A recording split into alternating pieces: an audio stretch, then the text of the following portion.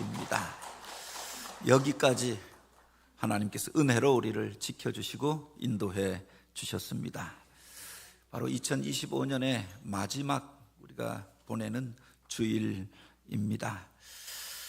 올해를 시작하면서, 한 해를 시작하면서 정교인 성경 통독 운동을 하였고, 그래서 새벽 기도마다 우리가 창세기로부터 성경을 읽어 왔는데, 하루에 3장씩 또 어떤 때는 4장씩 이렇게 읽으면은 지금 요한 계시록을 읽게 되어집니다. 요사이 그래서 새벽 기도 시간에 요한 계시록을 읽고 있는데요. 물론 우리 권사님 중에서 그 100독이 넘게 하신 우리 권사님도 있지만, 저는 성경 읽는 게 늦어서, 또 사실 그것도 아직 다 읽은 게 아닌데, 요번에 그 성경 통독하는 것 메달을 준다고 해서 요번 주에 다 읽으니까 내 이름도 적어달라라고 했습니다.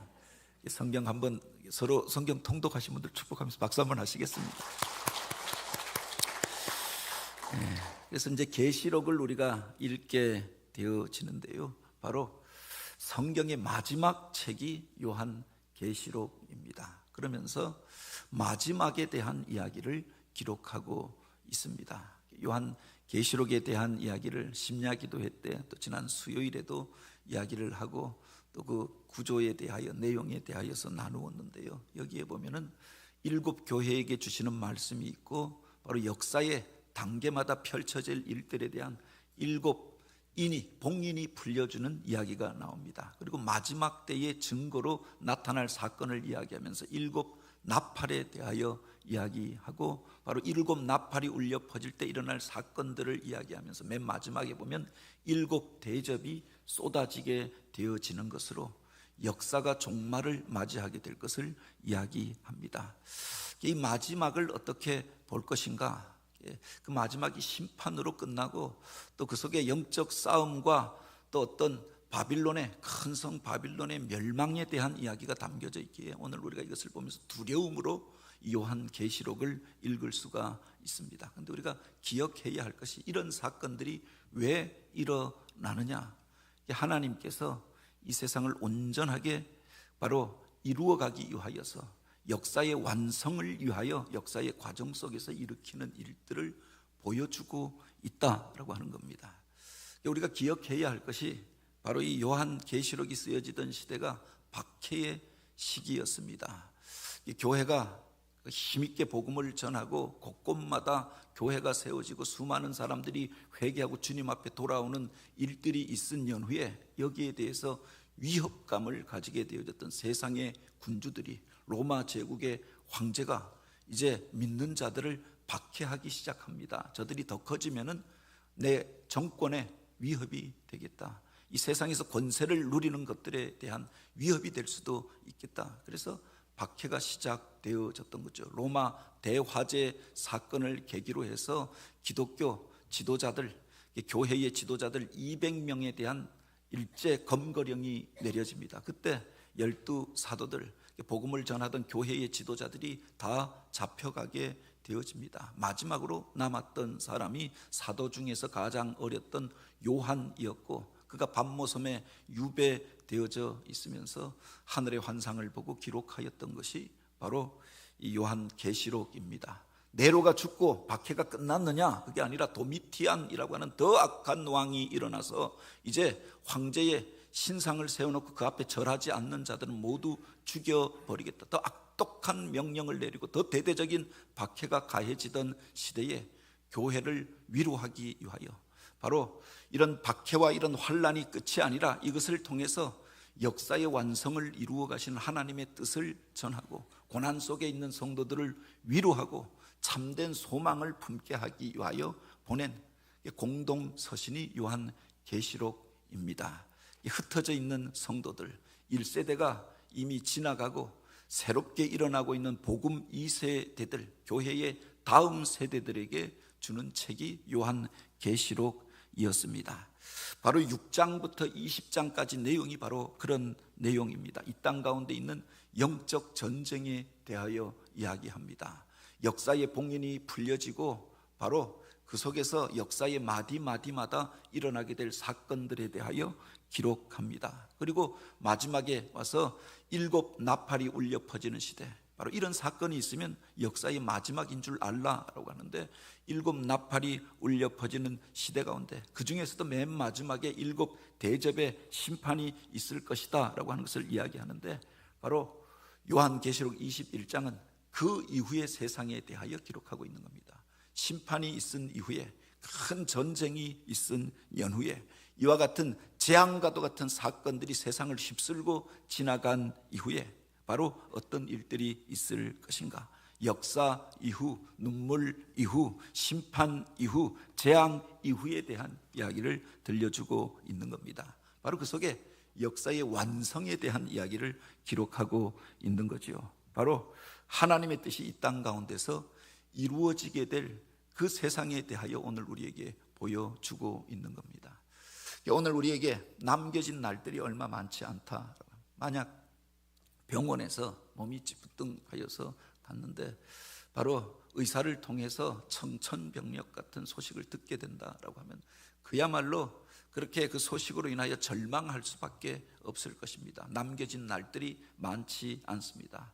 그렇게 얼마, 몇 달 또는 그렇게 며칠 이상 넘기기가 쉽지 않습니다. 이 이야기를 들으면 답답할 수밖에 없고, 또 그래서 침울해질 수밖에 없겠죠. 요한계시록의 분위기가 그러한 것들을 보게 됩니다. 마지막에 대한 이야기를 담고 있기 때문에 비장한 분위기가 담겨져 있죠. 왜 이런 일들이 벌어졌는가? 영적인 배후에 대하여 이야기하고 그 속에서 오늘 우리가 겪게 되어질 바로 과정들에 대하여 이야기를 하고 있는 겁니다. 그런데 왜 이런 이야기를 하고 있느냐라고 하는 겁니다. 그게 끝이 아니라 그 이후에 있어질 일들을 우리에게 가르치기 위함이었다라고 하는 겁니다. 바로 이런 험난한 과정, 위험한 과정, 그 일들 속에 바로 오늘 우리가 보다 의미 있는 게 무엇인가, 보다 중요한 것들이 무엇인가, 이것을 생각하도록 하기 위하여 바로 이 요한계시록이 쓰여졌다라고 하는 겁니다. 인생의 날들이 얼마 남지 않았다라고 하면 그 시간들을 이제 우리가 허투루 보내지 아니할 게 아닙니까? 그 날들 하루하루가 귀하잖아요. 의미 있는 일들에 사용하게 되어지는 것 아닙니까? 중요한 일들을 이제 하여야 하는 것 아닙니까? 의미 없이 그냥 보내버리는 시간이 아니라 가장 중요하고 의미 있는 일들을 하겠다. 말을 사람들 만나면서 그냥 농담하면서 그렇게 세상에 별로 중요하지도 않는 이야기들 가지고 얼굴 붉히며 그렇게 말하는 것이 아니라 중요한 그 말들을 내 사랑하는 이들에게 전하고자 하지 않겠느냐라고 하는 겁니다. 요한계시록은 그래서 역사의 가장 중요한 것이 무엇인가에 대하여 오늘 우리에게 가르쳐주고 있는 책이기도 합니다. 바로 그 마지막에 어떤 이들이 영광을 얻게 될 것인가, 이것에 대하여 말하고 있는 거죠. 그래서 오늘 나누고자 하는 말씀의 제목이 이기는 자에게 주시는 복입니다. 21장 7절에 보면 이렇게 이야기합니다. 이기는 자는 이것들을 상속으로 받으리라. 나는 그의 하나님이 되고 그는 내 아들이 되리라 라고 했습니다. 이기는 자에게 바로 이런 복과 이런 은혜를, 이런 영광을 주시겠다라고 약속하였다라고 하는 겁니다. 그렇다면 이기는 자가 과연 누구냐? 그리고 이기는 자가 누리게 될 복이라고 하는 게 대체 무엇이냐라고 하는 겁니다. 오늘 우리가 읽은 이 21장 첫 구절을 보면 이렇게 시작되어집니다. 또 내가 새 하늘과 새 땅을 보니 처음 하늘과 처음 땅이 없어졌고 바다도 다시 있지 않더라 라고 하였습니다. 새 하늘과 새 땅이 펼쳐지게 되어짐에 대하여 이야기합니다. 여기서 말하는 새라고 하는 것은 그냥 세상적으로 시간적으로 나중에 있다 그런 의미만이 아닙니다. 이게 헬라어로 보면 카이로스라고 되어져 있습니다. 바로 이 세상의 것들, 우리가 지금에 경험하던 것들과 질적으로 다른 어떤 것들이 우리 가운데 임하게 될 것이다. 전혀 다른 하늘 그리고 전혀 다른 땅을 살게 될 것이다. 이것을 말씀하고 있는 거죠. 지금 우리가 살아가는 세상은 바로 죄로 인하여서 사람들이 쟁투하고 갈등하고 서로를 비난하고 죽고 죽이는 그런 약육강식의 그런 그 정글의 법칙이 지배하는 것 같은 세상 속에 살고 있습니다. 나라와 나라가 대항하여 싸우고 민족이 민족을 대항하여 서로를 혐오하고 증오하고 살아가고, 사람과 사람이 경쟁하면서 서로를 밟고 일어서지 아니하면 내가 뒤처질 것 같은, 그래서 경쟁이 극한을 향하여 치달아가는 시대를 살아가고 있지 않습니까? 죽음이 있고 불의가 있고 악한 음모가 있고 싸움과 갈등이 있는 세상입니다. 이 세상에 그렇게 악한 것들, 나쁜 것들, 이것들이 다 씻김을 받은 이런 것들이 끝나버린 세상이라라고 하는 겁니다. 바다도 다시 있지 않더라라고 하였습니다. 물론 우리가 바다를 긍정적인 의미로도 생각할 수 있지만 그 바다라고 하는 것은 모든 것들이 다 흘러가는 것입니다. 요사이 어느 영상을 보니까 그 바다에 사람들이 살면서 버렸던 쓰레기들이 다 물로 오염되어져서, 그래서 물고기들이 죽고 그 바다 심해 가운데 쓰레기들이 쌓여가는 것들을 보게 됩니다. 모든 것들을 다 받아들이다 보니까 원래의 깨끗함들을 잃어버리고 오염되어진 바다를 말하죠. 성경 안에서 바다라고 하는 것은 그 모든 것들이, 악한 것들이 혼재되어져 있는 두려움으로 가득한 어떤 상황을 이야기할 때 바다라고 이야기합니다. 그런 상황이, 모든 것들이 혼재되어져 성과 악이 뒤엉켜져 있고 더러움과 정함이 그렇게 엉켜져서 그 더러움으로 변하여진 세상, 그 속에서 위협과 두려움을 느끼면서 살아갈 수밖에 없는 혼돈의 세상을 가리켜 바다라고 이야기하는데, 이 혼돈이 끝나버렸다라고 이야기합니다. 그런 세상이 오게 될 것을 말하고 있는 거죠. 우리가 종말에 대하여, 마지막에 대하여 두려워합니다. 그런데 그 종말이라고 하는 건 무엇인가? 바로 이 땅 속에서 인간이 만들어낸 악한 역사들이 끝나고 하나님께서 통치하시는 그날이 온다라고 하는 그날에 대한 이야기를 담고 있는 거죠. 우리 성결교회의 사중복음의 마지막 복음이 재림입니다. 주님께서 우리 가운데 다시 오실 그날을 우리가 기다리고 있는 것 아닙니까? 이게 마라나타 신앙이지요. 지금 당장 육신으로 주님이 눈에 보이지 않고 오늘 우리가 그 나라를 소망하지만 우리 삶 속에서 그 나라를 체험하지 못하고 살아갑니다. 그런데 주님께서 우리 가운데 다시 오실 그때, 주님께서 온전히 우리를 다스리는 그때가 되면 이 땅 가운데서 새 하늘과 새 땅이 열려지고 하나님의 영광스러운 그런 나라를 오늘 우리가 경험하게 될 것을 고백하고 그 날을 고대하는 신앙이 재림이 아닙니까? 그냥 이렇게 지금까지 살아왔던 방식으로, 세상 사람들이 살아가는 방식으로 사는 것이 아니라 새 하늘과 새 땅이 열려진다, 전혀 다른 세상을 우리가 보게 될 것이다, 이 약속을 요한계시록이 기록하고 있는 거죠. 그것을 우리가 바라보고 생각하고 있으면 현실의 어려움을 통과하고 이길 수가 있는 겁니다.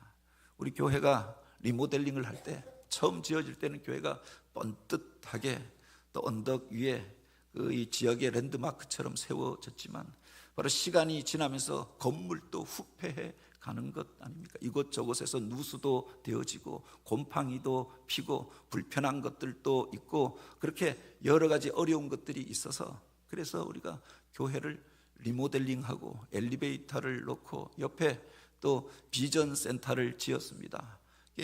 반대하는 분들도 있죠. 주차장이 좁아지는 게 아니냐, 교회를 공사할 때 불편한 과정을 6개월, 1년 가까이 겪어야 했습니다. 하루와 보면은 벽체가 무너져 있고 또 하루와 보면은 그래 공사장처럼 1층에 자재들이 쌓여져 있고 먼지가 그렇게 풀썩풀썩 나고 또 어느 날은 페인트를 칠하면서 비닐로 막아놓고 있고 불편하잖아요.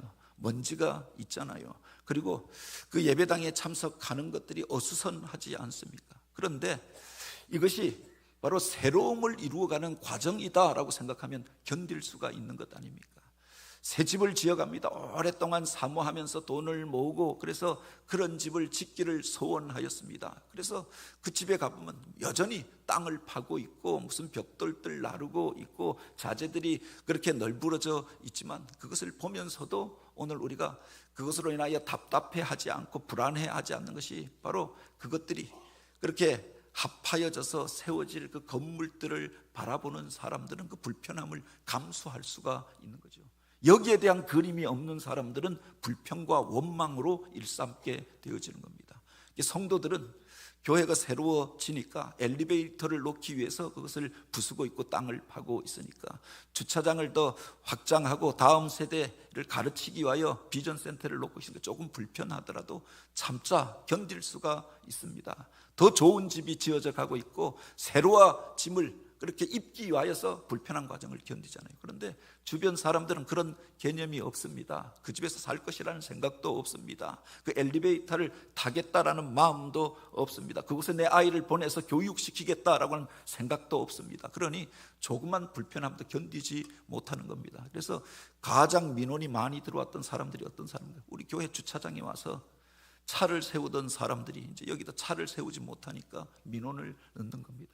가까이 사는 사람들 공사장의 소리, 먼지, 소음 견딜 수가 없어서 민원을 놓고 항의를 하는 겁니다. 내 집이 아니고 내가 누릴 것이 아니기 때문에 바로 그렇게 하였던 것 아닙니까? 오늘 우리가 삶 속에서 어려운 일들이 있습니다. 그런데 그 어려움의 과정을 하나님께서 당신의 역사를 이루어가는 과정으로 새하늘과 새 땅을 이루어가지고 이 역사를 완성시켜가고 오늘 우리의 구원을 이루어가는 과정이라고 하는 것을 우리가 이해하고 생각하게 되어지면 그 어려움의 과정들을 견딜 수가 있는 거죠. 바로 그 어려움 속에 하나님께서 이 역사를 빚어가시고 새로움을 창조하는 일들이 있다라고 하는 겁니다. 그래서 바로 이 이야기를 하고 있는 거죠. 이 역사 속에 갈등이 있습니다. 마지막에 재앙과도 같은 사건들이 있습니다. 여기에 대항하여서 마귀 사단이 적 그리스도가 일어나서 바로 믿는 자들을 박해하는 일들도 있을 것입니다. 그런데 그것은 과정에 불과하다. 결국 하나님께서 이 일을 통하여 새 하늘과 새 땅을 열고 새 예루살렘을 이루어가고 하나님의 나라가 이 땅 가운데 임하게 될 것이다. 이것을 우리에게 가르쳐 주고 있는 거죠. 너희가 그 나라를 바라보고 현실의 어려움을 이기라라고 했습니다. 오늘 우리의 삶의 자리 가운데 그런 어려움이 있습니까? 당장에 보여지는 불편함으로 인하여 불평하는 자가 아니라 낙심하는 자가 아니라 바로 하늘의 것들을 바라보면서 하나님께서 이루어 가실 그 일들 바라보며 역사의 어려움을 이겨내고 또 믿음을 지켜 우리에게 맡기신 사명들을 감당하는 저와 여러분이 되길 원합니다. 여기에 보면 우리 가운데 임할 그 새 예루살렘의 모습을 이렇게 기록합니다. 또 내가 봄에 거룩한 성 새 예루살렘이 하나님께로부터 하늘에서 내려오니 그 준비한 것이 신부가 남편을 위하여 단장한 것 같으라라고 하였습니다. 바로 그 예루살렘이 새 예루살렘이 하나님이 창조하신 그 거룩한 성이 어디로부터 오느냐? 하나님께로부터 우리에게 온다. 내가 만드는 게 아니라 내가 뚝딱뚝딱 내 마음대로 내 생각대로 만드는 게 아니라 하나님께서 그 역사의 완성을 이루어 가실 것을 말씀하고 있는 거죠. 그 모습을 기록하기를 신부가 남편을 위하여 단장한 것 같으라라고 했습니다. 결혼식을 앞두면은 신부가 단장을 하잖아요. 가장 자신의 아름다운 모습들을 드러내기 위하여서 화장도 하고 또 그렇게 몸매도 가꾸고 가장 아름다운 옷을 순백의 드레스를 입습니다. 가장 아름다운 모습. 그래서 그의 평생의 가장 아름다운 모습으로 바로 그 결혼식을 맞이하고 신랑을 맞이하게 되어지는 것 아닙니까? 바로 주님께서 우리 가운데 오실 그때 그 세상의 모습에 대하여 이렇게 요한은 기록하여 놓고 있는 겁니다. 그래서 그가 그 아름다운 모습으로 포장되어지고 그 아름다운 모습으로 변모되어져서 우리가 사모하는 이유가 어디에 있느냐? 그 뒤에 보면 이 본문의 절정이 이렇게 기록되어져 있죠. 보라, 하나님의 장막이 사람들과 함께 있음에라고 하였습니다. 그 아름다움의 극치가 무엇이냐? 그분과 함께 거하는 그 자리 가운데 있다. 왜 아름다움으로 꾸미고 왜 세상을 뚝딱뚝딱 그렇게 바꾸면서 그 속에서 개조하면서 수리하면서 그 일을 하느냐? 우리가 그곳에서 아름다운 모습으로 주님을 모시고 하나님을 예배하기 위하여서 그 일들이 일어나고 있는 것이다. 신앙의 가장 본질적인 것은 무엇이냐? 물론 교회라고 하는 것은 건물도 중요하고 교회가 사람들을 훈련하기 위하여 이런 양육과 교육 프로그램도 중요하고 세상 사람들에게 복음을 전하기 위해 전도 프로그램도 행사도 필요합니다. 그런데 가장 중요한 건 무엇이냐? 하나님과 함께 거하는 삶 속에 있는 것 아닙니까? 그것을 위해서 우리가 복음을 전하고 그것을 위하여서 건물도 세우고 하나님 안에 거하고 하나님과 교제하는 사람들을 세워가기 위하여서 교회 안에 이런저런 교육과 양육의 프로그램도 하는 거지요. 중요한 것이 하나님 안에 거하고 하나님과 교제하는 삶 속에 있다라고 하는 겁니다. 신부가 아름답게 화장하고 아름다운 모습으로 좋은 옷을 입는 이유가 무엇입니까? 신랑을 맞이하기 위함이 아닙니까? 바로 그 하나님의 장막이 사람들과 함께 있음에 그 하늘로부터 내려와서 오늘 우리 안에 거할 때 그 속에서 기쁨과 즐거움을, 오늘 우리가 행복의 극치를 누리게 되어지는 거죠. 오늘 우리가 물론 그 과정 속에 그분이 없다라고 하면 두려울 수밖에 없고 불안할 수밖에 없습니다. 그런데 그분이 함께 할 때 그 속에 오늘 우리가 담대함을 누리고 행복함을 누리게 되어지는 것 아닙니까? 캄캄한 밤길을 지나가는데 혼자 걸어가면 두렵잖아요.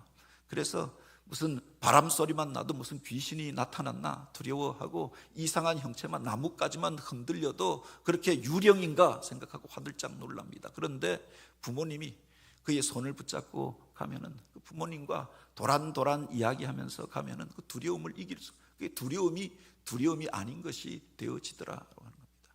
그 부모의 품에 안겨가는 아이들은 그 속에서 편안함을 느끼면서 그렇게 단잠을 자면서 그 부모와 함께 가는 것 아닙니까? 바로 주님 안에 거할 때 참 행복이 있고 만족이 있더라라고 하는 겁니다. 중요한 것은 이 신앙이라고 하는 게 무엇이냐? 바로 이 길이 험한가 험하지 않는가, 우리가 어떤 길들을 가고 있는가, 무슨 일들을 만나는가, 여기에 초점이 있는 것이 아니라 바로 그분과 함께하는 삶, 이것을 가리켜 신앙이라고 이야기한다고 합니다. 그분을 내 안에 모시고 나의 구주와 주님으로 영접하고 바로 너는 내 아들이 되고 나는 너의 하나님이 될 것이다 라고 했습니다.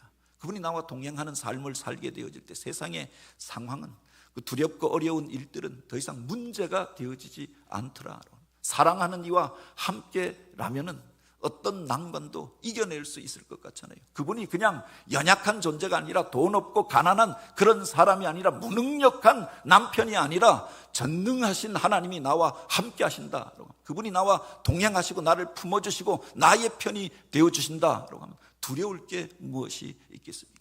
바로 오늘 우리가 두려움의 자리 가운데에서 그 나라를 바라보는 이유가 바로 여기에 있죠. 주님의 오심을 기다리는 이유가 바로 여기에 있는 것 아닙니까? 막연하게 생각하던 그 주님이 오늘 우리와 함께 하시고 나와 동행하시고 우리의 집에 같이 거하시고 오늘 우리를 다스려 주시는 그 나라를 우리가 구하고 있는 것 아니냐라고 하는 겁니다. 그 나라에 대한 이야기들을 계시록이 담고 있는 거죠. 그분께서 오늘 우리 가운데 임하실 때 일어날 일들을 이렇게 이야기합니다. 모든 눈물을 그 눈에서 닦아주시니 다시는 사망이 없고 애통하는 것이나 곡하는 것이나 아픈 것이 다시 있지 아니하리니 처음 것들이 다 지나갔음이러라 라고 했습니다. 우리가 연약하여서 눈물을 흘릴 수밖에 없었고 힘이 없어서 당할 수밖에 없었고 그래서 아파하고 그래서 애통하고 그래서 이별하고 그래서 통곡하며 살아왔던 그것들이 주님이 함께 하시면 바로 일순간에 다 씻겨지고 없어지게 될 것을 고백하고 있는 것 아닙니까? 여기에 주어가 분명히 나와 있습니다. 바로 어느 누가가 아니라 하나님께서 친히 그 눈물을 닦아주실 것이다. 주님이 함께 하시면 오늘 우리의 아픔과 고통이 끝나고 주님이 주시는 영원한 생명을 누리게 될 줄 믿으시기 바랍니다. 이것이 바로 이기는 자에게 주시는 복이 아니냐라고 하는 겁니다. 그분이 바로 오늘 우리에게 이런 선물을 주실 것인데 바로 영원한 나라를 허락하여 주시고 이전에 아픔과 고통과 그렇게 힘들고 어려운 일들로 인하여 눈물 흘리던 그 모든 것들을 닦아주시고 영원한 행복을 누리게 할 것이고 그 속에서 하나님의 영광을 누리며 영원한 생명을 누리며 하나님께서 그분이 나의 하나님이 되어주시고 나는 그분의 아들이라 일컬음을 받게 되리라. 아들이면 그 나라를 유업으로 받을 자가 된 것이 아니냐라고 하는 겁니다. 이기는 자에게 이런 선물을 주시겠다라고 하였습니다. 그런데 우리가 기억하여야 할 것이 있습니다. 누가 이기는 자인가? 이기는 자가 상속을 받으리니 나는 그의 하나님이 되고 그는 내 아들이 되리라라고 하는데 우리가 이긴다라고 하는 말이 무엇이냐라고 하는 겁니다. 어떤 사람을 이기고 세상의 권력자들 로마 황제를 이기고 또 세상에서 그를 딛고 일어서서 높은 자리에 올라가는 것이 이기는 것이냐라고 하는 겁니다. 성경이 말하는 이기는 것이다 라고 하는 말은 세상에 타협하지 않고 오늘 우리에게 주셨던 비전과 사명을 포기하지 않고 끝까지 그 믿음을 붙드는 것, 이게 이기는 것임을 우리에게 말하여 주지요. 바로 사도 요한은 그렇게 이야기합니다. 세상을 이기는 승리는 이것이니 곧 우리의 믿음이라고 하였습니다. 믿음을 지킨 자들이 바로 하나님 앞에서 이긴 자라라고 하는 칭호를 받고 영광의 면류관을 얻게 될 것을 말씀하시는 것 아닙니까? 세상에 환난이 있습니다. 그 속에 바로 무릎 꿇지 않고 그 속에서 믿음을 지킨 사람들, 유혹이 있습니다. 시험이 있습니다. 그래서 사명 포기하고 믿음의 자리, 예배의 자리를 떠나지 않고 그럼에도 불구하고 주님을 예배하고 주신 사명 감당하던 사람들, 우상을 만들어 놓고 그 앞에 절하면 내가 너에게 바로 관직을 주겠다, 높은 자리를 주겠다, 좋은 것들을 주겠다라고 이야기하는데 그 앞에 절하지 않고 믿음을 지켰던 사람들, 끝까지 주님을 따랐던 그들에게 바로 이런 선물을 주시겠다, 이기는 자에게 바로 천국을 선물로 주시겠다 약속하였던 거죠. 오늘 우리가 세상을 살아갈 때 얼마나 많은 유혹들이 있습니까? 신앙생활 하면서 교역자들도 그런 이야기를 합니다. 70세가 되어져서 정년 은퇴하는 것, 그것처럼 영광스러운 일이 없다라고 이야기해요. 수많은 시험이 있잖아요. 사역을 하는데 그 속에서 포기하고 싶은 유혹도 있고 마음 상하는 일들도 있고 건강의 위기도 있고 교회 안에 이런저런 또 갈등의 순간들도 있었습니다. 그것을 딛고 마지막까지 완주한 자가 참으로 복 있는 자라라고 이야기합니다. 그게 이기는 것이 아니냐. 목회자만 그렇습니까? 마지막 때에 있어질 일들을 요한계시록이 기록하여 놓고 있습니다.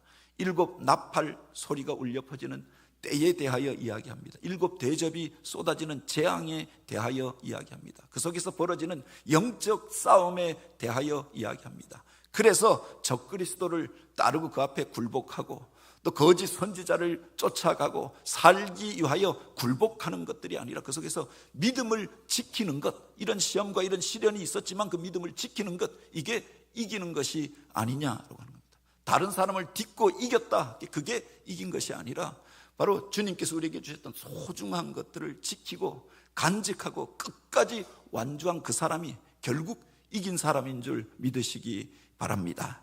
마지막에 보면은 반전과도 같은 이야기가 기록되어져 있습니다. 그러나 두려워하는 자와 믿지 아니하는 자들과 흉악한 자들과 살인자들과 음행한 자들과 점술가들과 우상 숭배자들과 거짓말하는 모든 자들은 불과 유황으로 타는 못에 던져지리니 라고 하였습니다. 이기는 자에 대한 이야기를 합니다. 그러나 바로 영원한 심판에 이르게 되어질 자들, 불과 유황으로 타는 못에 던져지게 될 사망의 자리 가운데 거하게 될 이들을 대비하여 이야기를 하고 있는 겁니다. 바로 그 길이 우리 앞에 놓여져 있다고 합니다. 힘들지만 믿음을 지키고 가는 사람들, 어렵지만 박해와 핍박이 있지만 그 속에 우상 앞에 절하지 아니하고 이단을 쫓아가지 아니하고 믿음을 지켰던 그 사람들에게 하나님께서 이런 영광의 나라를 허락하여 주시고 하나님 나라를 선물로 주시고 그 속에서 새 하늘과 새 땅을 살며 새 예루살렘에 거하게 될 것을 약속해 주었던 겁니다. 바로 환난의 시대였습니다. 내가 황제의 신상 앞에 절하면 살려주겠다.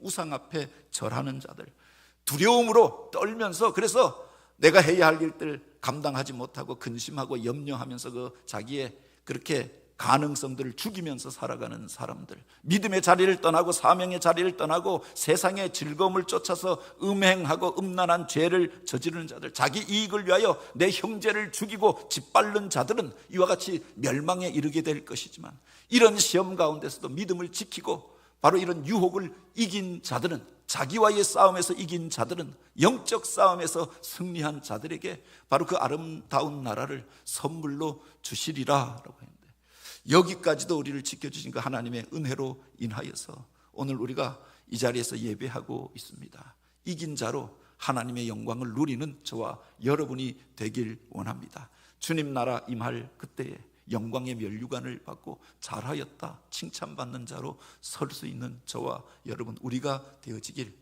주님의 이름으로 축복합니다. 같이 기도드립니다.